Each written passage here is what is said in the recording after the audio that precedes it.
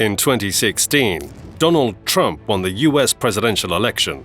Now he's thinking about running for president again in 2024. But there's a problem.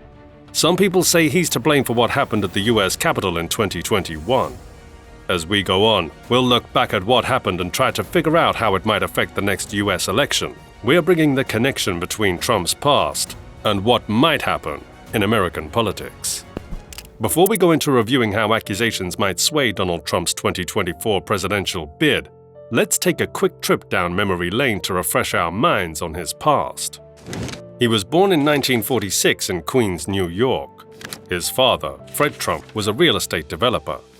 Donald Trump attended the Wharton School of Finance at the University of Pennsylvania. He joined his father's real estate business, the Trump Organization, in 1968. Over the years, he expanded the business into various sectors, including hotels, casinos, and golf courses. Trump faced financial challenges, including corporate bankruptcies in the 1990s. Despite setbacks, he continued to pursue business ventures, such as hosting The Apprentice reality TV show. His business dealings were pronounced by both successes and controversies. On January 6, 2021, some people who supported Trump went to the US Capitol in Washington, D.C. They were upset about the results of the 2020 election and thought there was fraud. While Congress counted the votes to confirm Joe Biden as the winner, things got out of control. The protesters broke into the Capitol, causing damage and clashing with the police.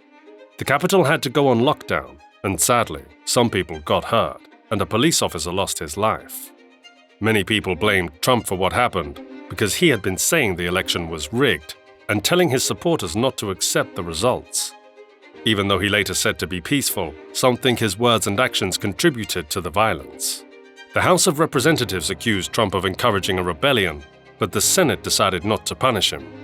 The events of January 6 are still a big deal in US politics, with ongoing investigations and discussions about how leaders can either help or hurt the situation. A recent ruling from a federal appeals court on Friday allowed civil lawsuits against former President Donald J. Trump to move forward. The suits aim to hold him responsible for the violence at the Capitol on January 6, 2021.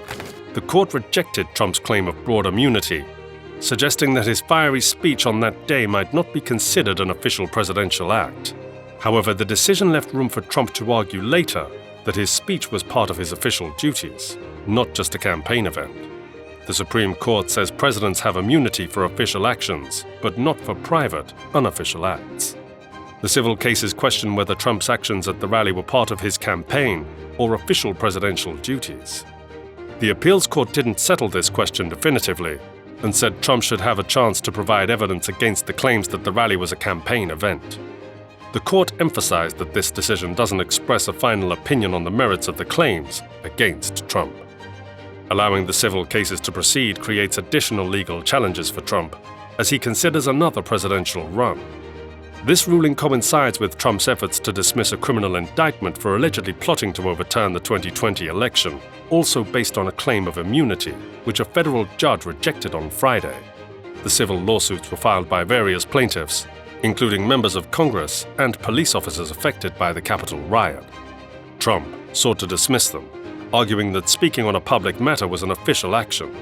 However, the court disagreed, stating that a president campaigning for re-election is not performing an official presidential act.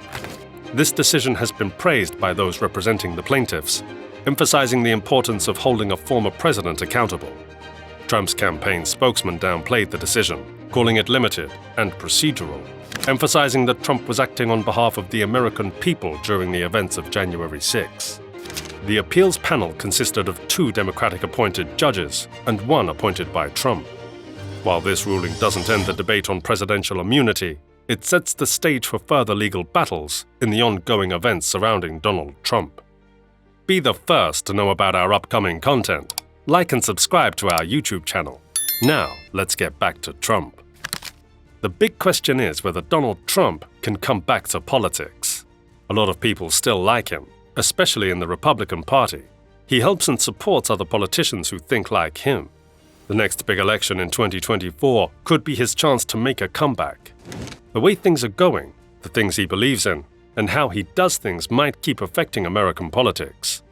Even though there are controversies, Trump's popularity and the way he influences the Republican Party could bring him back into the political scene.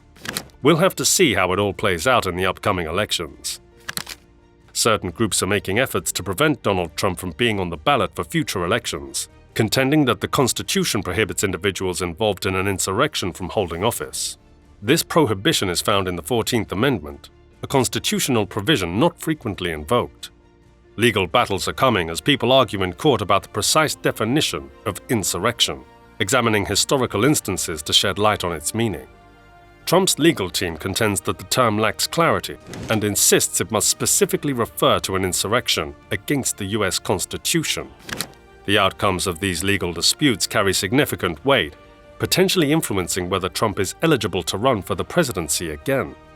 The debate over constitutional interpretation and historical context influences the legal realm surrounding Trump's potential political future. On November 15, 2022, Trump said he was running for president again at Mar-a-Lago in a long speech. He made this announcement a week after the 2022 midterm elections. In those elections, candidates Trump supported didn't do as well as those he didn't support. In his speech, he said things that were not true, with at least 20 false or misleading claims. The New York Times fact-check said Trump exaggerated his achievements, said misleading things about his opponents, and made scary predictions that didn't match reality. The New York Post's treatment of Trump's announcement was rather mocking. Placing his story on page 26, they highlighted it on the cover with a sarcastic headline that read, "Florida Man makes announcement." This style of reporting is often used to make light of unusual or quirky stories. The article in question also took a humorous dig at Mar-a-Lago, Trump's Florida resort, by referring to it as a library for secret documents.